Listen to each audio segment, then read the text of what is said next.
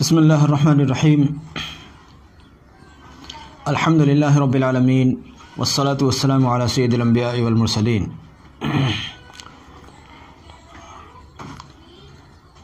طہارت کے لیے سب سے اہم چیز غسل ہے کہ آدمی پاک ہوتا ہے غسل کے ذریعے، لیکن طہارت جو مکمل ہوتی ہے وہ وضو کے ذریعے سے ہوتی ہے۔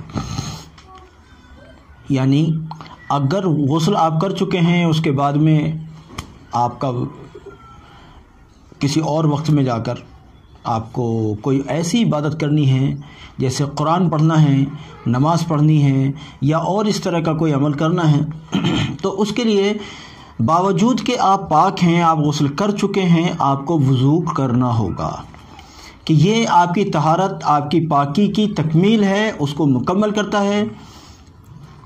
اگر آپ نے وضو نہیں کیا تو پاک ہونے کے باوجود آپ نماز نہیں پڑھ سکتے، قرآن کریم کو چھو نہیں سکتے، اور اس کے ملحقات، اس کے جو متعلقات جو دوسری چیزیں ہیں، ان چیزوں کو، ان عبادات کو آپ نہیں کر سکتے۔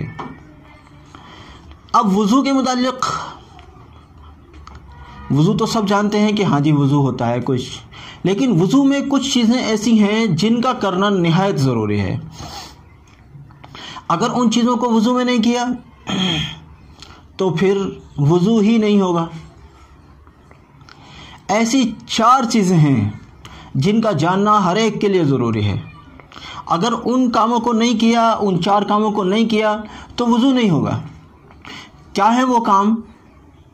ایک ہے چہرے کا دھونا، پورا چہرہ دھونا، اس میں پیشانی کے بالوں سے لے کر اور نیچے تک، تھوڑی کے نیچے تک، اس میں داڑھی وغیرہ کا سارا حصہ بھی یہ شامل ہے۔ اگر داڑھی کسی کی گنجان ہو تو پھر گنجان داڑھی کو، یعنی جیسے اس وقت میری ہے گھن کی داڑھی، قریب بال ہیں زیادہ، تو اندر تک بھی ویسے تو خلال کرنا چاہیے۔ اگر کسی کی اتنی زیادہ ہے تو کھال کا تک پانی پہنچانا ضروری نہیں ہے، لیکن اگر کسی کے گھن کے بال ہوں، دور بال ہوتے ہیں، جیسے سیدھے بال ہوتے ہیں، تو اس صورت میں کھال کا بھی دھونا ضروری ہوتا ہے۔ لیکن جن کی داڑھی زیادہ ہے ان کو اس کی ضرورت نہیں ہے، وہ بس خلال کر لیں، اوپر سے بھی اور اندر سے بھی انگلیاں ڈال کر، اور ادھر کانوں کی لو سے، ایک لو سے دوسرے لو تک۔ اچھا، ایک کام۔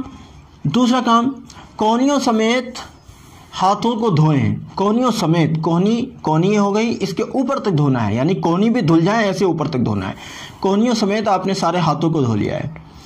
تیسرا کام یہ کرنا ہے کہ کم سے کم چوتھائی سر پر، یعنی سر کے 4 حصے کیے جائیں تو ان میں ایک حصے پر کم سے کم مسح کریں۔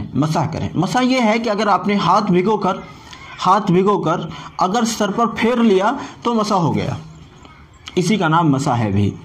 البتہ جو اس کا سنت طریقہ ہے وہ تو باقاعدہ پھر وہ پورے سر پر مسح کرنا سنت ہے، لیکن چوتھائی سر پر مسح کرنا یہ فرض ہے، اس کے بغیر چارہ کار نہیں ہے، یعنی اتنا تو کم سے کم کرنا ہی ہوگا، سنت کے اتباع میں پورے سر کا کرنا چاہیے۔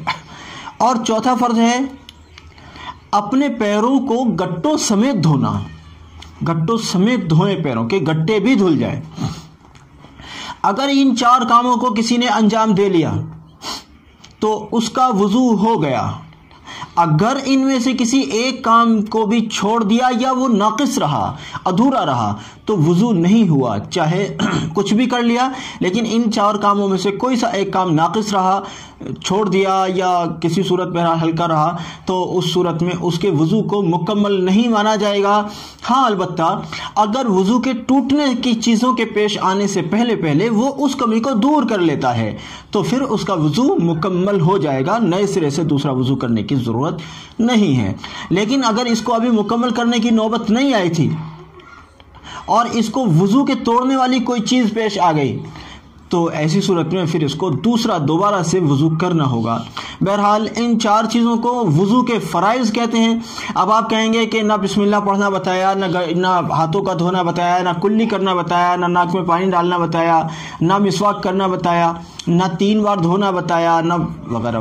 بھائی دیکھو، یہ جو ساری چیزیں ہیں یہ سنت ہیں، اگر ان میں سے کوئی چیز چھوٹ جائے گی تو وضو ہو جائے گا، لیکن جو 4 چیزیں میں نے گنوائی ہیں اگر ان میں سے ایک چیز بھی چھوٹ جائے گی یا ناقص رہ جائے گی تو وضو نہیں ہوگا۔